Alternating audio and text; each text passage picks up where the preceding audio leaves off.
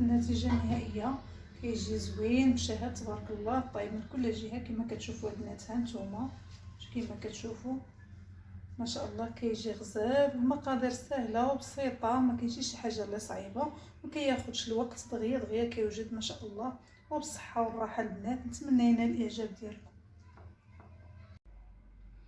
ودابا ندوزو المقادير. كنحتاجو لهاد البغرير 3 كيسان تاع السميده رقيقه، العبار بكاس العنبه، جوج اكياس ديال الخميره الحلويات من فيها 8 غرام، معلقه صغيره تاع الملحه، معلقه كبيره تاع سنيده، معلقه كبيره تاع خميره فوريه، ونص كاس تاع الفورص، وربعه الكيسان تاع العنبه ديال الماء دافي. ودابا ندوزو لطريقه التحضير.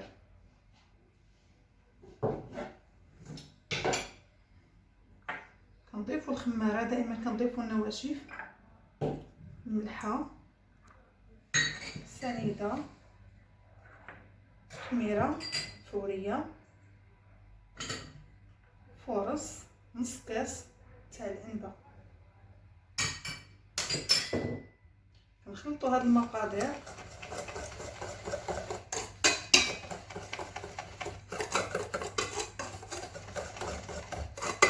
كيتجانس لينا هاد الفورص مع السميده، وكنخويو الماء تاعنا بهذا الشكل.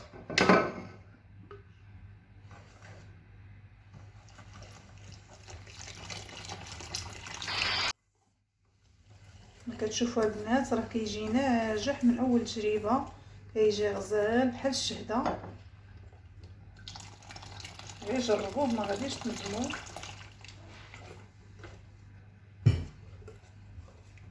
من بعد البنات ما كنخلطوا كما كتشوفوا، كنديروا في الطرف الخلاط الكهربائي عفوا.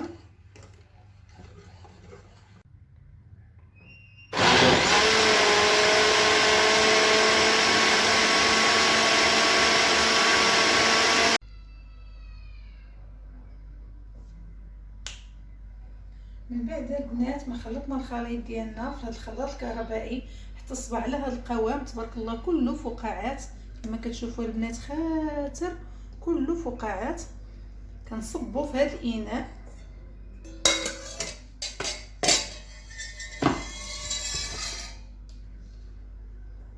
كنصبوا البنات في هذا الاناء وكنخليه يختمر واحد 5 دقائق تقريبا. بعد البنات ما خمر المغرر ديالنا كما كتشوفوا، تبارك الله خمر مزيان. كنسخنوا المقله من قبل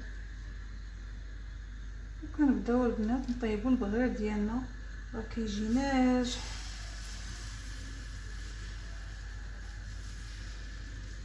كما كتشوفوا البنات كنبقاو نحركوا في البغريره ديالنا حتى كتجي على قد المقله.